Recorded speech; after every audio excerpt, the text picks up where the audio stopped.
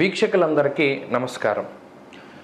July నెలలో వృషభ రాశి వారికి ఏ విధమైనటువంటి ఫలితాలు కలగబోతూ ఉన్నాయో మనం ఈ వీడియో ద్వారా క్లుప్తంగా తెలుసుకునేటువంటి ప్రయత్నం చేద్దాం. ముఖ్యంగా ఈ నెలలో అనగా జూలై నెలలో ఉండేటువంటి గ్రహాలు అవి ఈ రాశి వారికి ఏవి అనుకూలము ఏవి ప్రతికూలం గనక చూస్తే ఈ నెలలోనే కుజుడు రవి యొక్క మార్పు అనేటువంటిది కనబడుతూ ఉన్నది. 13వ తారీఖు నాడు కుజుని యొక్క మార్పు ఉన్నది. అలాగే 17వ తారీఖు నాడు రవి యొక్క మార్పు ఉన్నది. ప్రస్తుతం ఈ వృషభ రాశిలోనే గురుగ్రహం యొక్క సంచారం అనేటువంటిది కొనసాగుతూ ఉన్నది.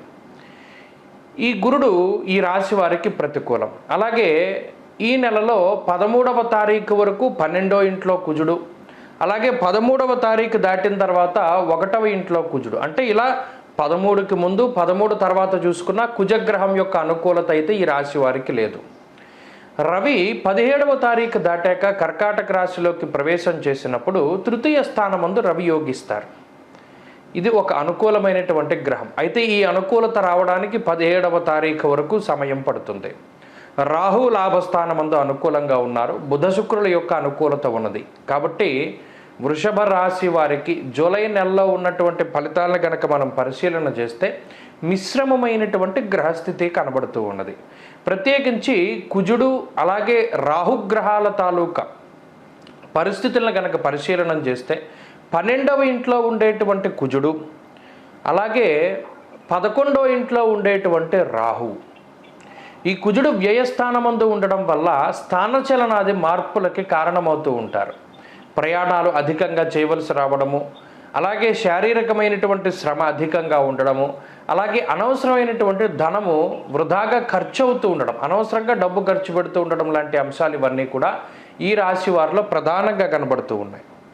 అంతేకాకుండా ప్రత్యేకించి జన్మ గురుని యొక్క దోషము, అలాగే 13వ తారీఖు దాటాక జన్మ కుజుడు, ఈ కుజగురులు కలవడం కూడా ఈ రాశి వారికి ఎంత మంచిది కాదు. ఈ గ్రహస్థితిని బట్టి చూసినప్పుడు ఒకటి ఆరోగ్యపరమైనటువంటి విషయాలు, ఆర్థికపరమైనటువంటి విషయాలను పరిశీలన చేస్తే అందులో మొట్టమొదటిగా ఆర్థికంగా చూస్తే ఖర్చులు అనేటువంటివి కొంత అధికంగా ఉంటాయి. ఆదాయం అనేటువంటిది గత నెలతో పోల్చుకుంటే కొంత తక్కువగా ఉంటుంది. అనగా ఇక్కడ ఒక విషయాన్ని మనం దృష్టిలో పెట్టుకోవాలి. వృషభ రాశి వారికి ఏదైనా ఒక ఖర్చు ఉందనుకోండి, ఆ ఖర్చుకు తగ్గట్టుగా ఆ సమయానికి ఏదో ఒక రకంగా డబ్బు చేతికి అందుతుంది ఈ నెలలో ప్రత్యేకించి. కానీ భయపడుతూ ఉంటారు, మనం ఈ కార్యక్రమం పెట్టుకున్నాం కదా, మనకి డబ్బు సరిపోతుందా సరిపోదా, లేకపోతే డబ్బు ఎలా తీసుకురావాలి అనేటువంటి భయం ఉన్నప్పటికీ కూడా దాన్ని దాటి ఈ రాహు లాభంలో ఉండడం అనేటువంటి శుభ ఫలితం వల్ల సకాలంలో ధనం మీ చేతికి అందుతుంది. అది మీకు ఎవరో అప్పుగా ఇస్తారో, లేకపోతే మీరు ఏదైనా లోన్ పెట్టుకుంటారో, లేదా మరి ఇతరత్ర సోర్సెస్ ద్వారా కానీ మీకు ధనం అనేటువంటిది వస్తుంది. ఇది ఆకస్మిక ధనాగమనానికి సంబంధించినటువంటి విషయం. ఆ డబ్బు ఎలా వస్తుంది అనేటువంటిది మనకి తెలియకపోవచ్చును, కానీ సరైన సమయానికి డబ్బు ఉపయోగపడుతుంది. అది ఒకటి. ఆర్థికంగా అయితే లోటు ఉండదు, కానీ ఇక్కడ మనకి ప్రస్ఫుటంగా మన దగ్గర ఉన్న డబ్బు మనం తలపెట్టిన వాటికి సరిపోదని తెలుసు, కానీ సకాలంలో మీ చేతికి డబ్బు వస్తుంది అంతే. ఈ ఒక్క విషయం మాత్రం ఈ నెలలో జరుగుతుంది. ఏదైనా ఒక కార్యక్రమానికి ఆ టైంకి డబ్బు వస్తుంది, ఖర్చు పెడతారు, అయిపోతుంది, తర్వాత డబ్బు ఉండదు, ముందు కూడా డబ్బు ఉండదు. ఇది ఒక విషయం. ఆరోగ్యపరమైనటువంటి విషయాలను చూస్తే ఆరోగ్యపరంగా కూడా ఇది మిశ్రమమైనటువంటి మాసమే. ఈ మాసంలో కూడా అటు కుజుడు, గురుడు, అలాగే రవిగ్రహం యొక్క ప్రభావం వల్ల, ఎందుకంటే 12, 1, 2 స్థానాల్లో గ్రహాలు ఉండడం వల్ల కొంత ఆరోగ్యపరమైనటువంటి సమస్యలు, చిన్నపాటి ఆరోగ్యపరమైన సమస్యల్ని అధిగమించవలసి ఉంటుంది. ఈ అనారోగ్య పరిస్థితుల వల్ల కొన్ని రోజుల పాటు ఈ దినచర్యలో కొన్ని మార్పులు రావడం కానీ, మెడికేషన్ అంటే కొంత మందులు వాడడం, మందుల రూపేణా కొంత ధనం ఖర్చు పెట్టడం, లేదా ఆ మందులు ఔషధ సేవనం చేయడం ద్వారా కొంత ఆ రోగాన్ని నివృత్తి చేసుకోవడం లాంటివన్నీ కూడా వృషభ రాశి వారిలో కనబడుతూ ఉన్నాయి.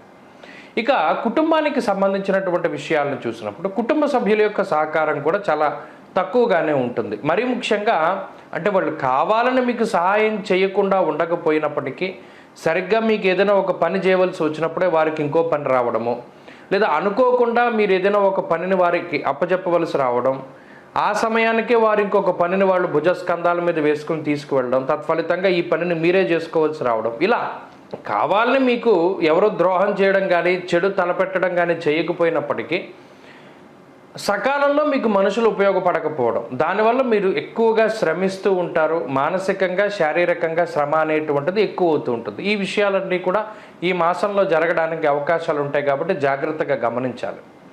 అలాగే ఉద్యోగ వ్యాపారాలకి సంబంధించినటువంటి అంశాలు సానుకూలంగా ఉన్నాయి. అనగా అటు ఉద్యోగంలో కానీ వ్యాపారంలో కానీ కొంత ఒడిదుడుకులు ఉన్నప్పటికీ, పై అధికారుల వల్ల ఒత్తిడి ఉన్నప్పటికీ, ఉద్యోగంలో చిన్నపాటి సమస్యలు ఉన్నప్పటికీ కూడా వాటిని అధిగమించగలుగుతారు. దానివల్ల అయితే ఇబ్బంది ఏమీ కూడా కనబడడం లేదు. ఇక స్త్రీలకు ప్రత్యేకించి ఈ గ్రహస్థితి మాత్రం కొంత మనస్పర్ధలకి, కుటుంబ సభ్యులతో వాగ్వివాదాలకి లేదా కించిత్ అనారోగ్య సమస్యలకి కారణమవుతూ ఉంటుంది. జాగ్రత్తగా ఉండాలి. ఇక విద్యార్థులకి ఈ గ్రహస్థితి చాలా వ్యతిరేకంగానే ఉంటుంది. మరీ ముఖ్యంగా ఏకాగ్రత లోపము, అతి విశ్వాసం వల్ల ఇబ్బంది పడుతూ ఉండడం, లేదా ఏదైనా ఒక పరీక్ష రాసేటువంటి సమయానికి అనారోగ్యం బారిన పడుతూ ఉండడం లాంటి అంశాలు విద్యార్థుల్లో ఎక్కువ కనబడతాయి కాబట్టి జాగ్రత్తగా ఉండాలి.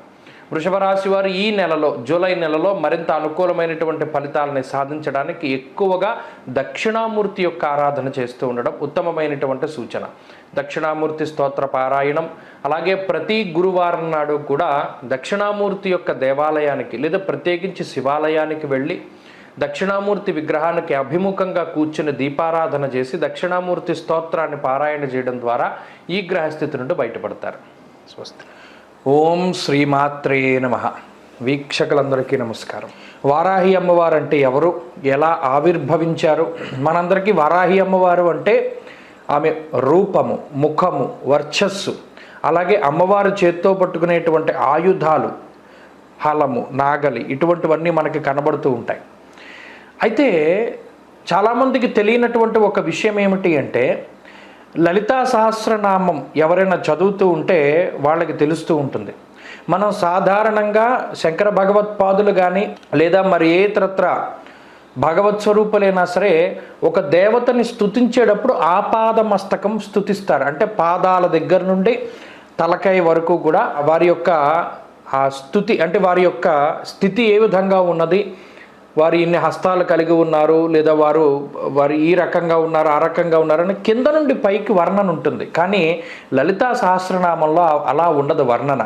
అమ్మవారి నామాలు గనక చూస్తే శ్రీమాత, శ్రీ మహారాజ్ఞి, శ్రీమత్ సింహాసనేశ్వరి, చిదగ్నికుండ సంభూత, దేవకార్య సముద్యత, ఉద్యద్భాను సహస్రాభ, చతుర్బాహు సమన్విత, అంటే కిరీటం దగ్గర నుండి కనబడుతున్నాయి మనకు వర్ణన. అంటే అక్కడ మీరు గమనించవలసిన విషయం ఏంటి అంటే, చిదగ్నికుండ సంభూత, చిదగ్ని. చిదగ్ని అంటే ఏంటంటే సచ్చిదానంద స్వరూపమైనటువంటి పరమాత్మ యొక్క తేజస్సు ఏదైతే ఉన్నదో అది చిదగ్ని. ఆ అగ్నిగుండం అంటే పరమాత్మ యొక్క తేజస్సు. ఆ తేజస్సు నుండి ఉద్భవించినటువంటి లలితాదేవి అగ్నిగుండం నుండి పైకి వచ్చింది. పైకి వచ్చినప్పుడు మొట్టమొదటగా ఈ కిరీటము, కన్నులు, లేకపోతేనేమో కనుబొమ్మలు, ముక్కు, నోరు, ఇలా కిందకి అమ్మవారి యొక్క స్వరూపాన్ని లలితా సహస్రనామం వర్ణన చేస్తూ ఉంటుంది. అలా చేసినప్పుడు ఈ అమ్మవారు ఆవిర్భవించినప్పుడు అమ్మవారితో పాటు మరో ఇద్దరు దేవతా స్వరూపాలు కూడా చిదగ్నికుండంలోంచి బయటకు వచ్చాయి. ఒక అమ్మవారు అంటే లలితాదేవి ఆమె మధ్యలో ఉండగా ఆమె యొక్క కుడి చేతి వైపు మంత్రిని పరిసేవిత, మంత్రిని అంటే రాజ్యశ్యామలాదేవి. ఇప్పుడు మన మాతంగి అంటారు, ఉచ్చిష్ట చాండాలి అంటారు, రాజ్యశ్యామల అంటారు, మాతంగి అంటారు. ఇలా ఏ పేరు పెట్టి పిలుచుకున్నా అమ్మవారు శ్యామలాదేవి ఆమె యొక్క కుడి పక్కన, అలాగే ఇంకొక దేవత వారాహి అమ్మవారు లలితాదేవి యొక్క ఎడమ వైపుగా ఉంటారు. ఇది చిదగ్నికుండంలోంచి ఉద్భవించినటువంటి దేవతా స్వరూపాలు. ఈ ముగ్గురే సృష్టి, స్థితి, లయాలకి సంబంధించినటువంటి జ్ఞానం లేదా క్రియ, ఇచ్ఛాశక్తి, జ్ఞానశక్తి, క్రియాశక్తి. అంటే అమ్మవారి యొక్క సర్వసైన్యాధ్యక్షురాలైనటువంటి శ్యామలాదేవి, లలితాదేవి, అలాగే వారాహిదేవి. అందుకనే మీరు గమనించండి, గుప్త నవరాత్రులు లేదా అమ్మవారికి సంబంధించిన నవరాత్రులు వచ్చినప్పుడు ముఖ్యంగా శ్యామలా నవరాత్రులు వస్తాయి. అలాగే ఆశ్వీజ మాసంలో అమ్మవారి శరన్నవరాత్రులు వస్తాయి. ఆషాఢ మాసంలో గుప్త నవరాత్రులు వస్తాయి. ఈ మూడే వస్తాయి. మిగతా దశమహావిద్యలకి సంబంధించినటువంటి నవరాత్రులు ఎక్కడా కనబడవు. ఎందుకు రావు అంటే ఈ ముగ్గురు దేవతలే చిదగ్నికుండ నుండి బయటకు వచ్చినటువంటి ఇచ్ఛాశక్తి, జ్ఞానశక్తి, క్రియాశక్తి స్వరూపాలు. అందుకనే శ్యామల నవరాత్రులు ఉంటాయి, ఆశ్వీజ నవరాత్రులు ఉంటాయి, అలాగే వారాహి నవరాత్రులు ఉంటాయి.